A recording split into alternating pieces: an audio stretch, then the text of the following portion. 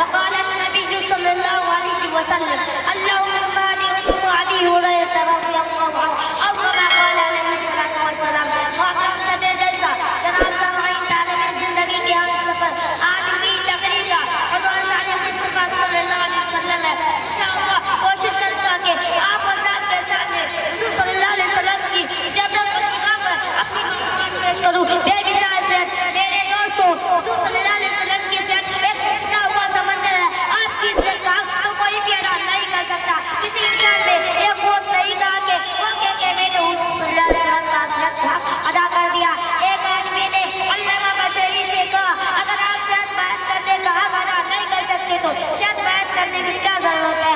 علامہ بشری نے کہا ہماری مثال مصر کی اس بڑھیا کی ہے جو یوسف کو خریدنے کے لیے روئی کی ایک گھٹی لے کر آتی ہے اور کسی نے کہا تھا اما گھٹی سے بھی یوسف خریدا جائے گا تو کہنے لگی بات یوسف کو خریدنے کی نہیں. اصل میں بات یہ ہے کہ کل قیامت کے دن خدا تعالیٰ پوچھے گا کہ یوسف کا خریدار کون کون تھا تو میرا بھی نام آ جائے گا. قرآن بولتا ہے اور رفعنا لک ذکرک ہم نے آج کے ذکر کو بلند کر دیا. میرے بھائی جو نبی چلتا ہے قرآن بولتا ہے, نبی بیٹھتا ہے قرآن بولتا ہے, نبی اٹھتا ہے قرآن بولتا ہے, نبی نماز پڑھے قرآن بولتا ہے, نبی بولتا ہے قرآن بولتا ہے, نبی مانتا ہے قرآن بولتا ہے, نبی کریم ہے قرآن بولتا ہے, نبی مکہ میں ہے قرآن بولتا ہے, محمد کے لیے گویا قرآن بولتا ہے, نبی مسکراتا ہے قرآن بولتا ہے, نبی روتا ہے قرآن بولتا ہے, نبی صحابہ کو اپنے سینے سے لگاتا ہے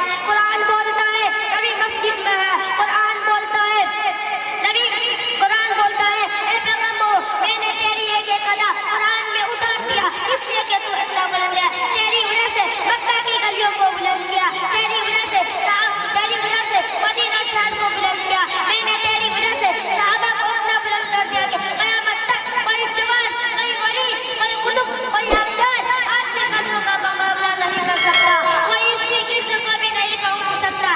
اس لیے کہ جو تیرا صحابی بنا وہ بھی کائنات میں بلند ہوگا. ہمارا نبی اللہ تعالیٰ نے اور انبیاء بھی دنیا میں بھیجا کوئی نئی بستی کے لیے, کوئی شہر کے لیے, کوئی قوم کے لیے, کوئی علاقہ کے لیے, کوئی ایک ملک کے لیے, کوئی قوم کے لیے. لیکن ہمارے پیغمبر صلی اللہ علیہ وسلم کو دیکھو, ہمارا نبی آسمانوں کا نبی, زمینوں کا نبی, شمس قمر کا نبی, فجر حجر کا نبی, ساری کائنات کا نبی, ذات الصلاح کا نبی, عرش معلیٰ کا نبی اور ہمارا نبی اور تمام نبیوں کا نبی. قرآن کہتا ہے ورفعنا لک ذکرک ہم نے تیرا ذکر اور تیری شان کو اونچا کر دیا. شان مصطفیٰ صلی اللہ علیہ وسلم موسیٰ نے لاٹھی پتھر کو ماری, پانی کا 12 چشمے لے کر آئے. قرآن کہتا ہے فجرت منهن 12 عینا قد علم كل اناس مشربهم. جب موسیٰ نے لاٹھی پانی کو ماری, پانی کے 12 چشمے لے کر آئے. دنیا حیران ہو گئے. میرے دوستوں وہاں سے پانی خرید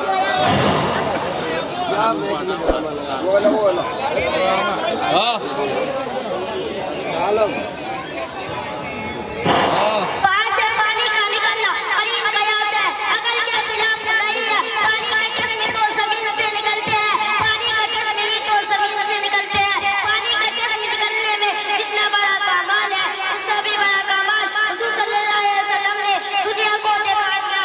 نبی انبیاء کے موقع پر موجود ہے.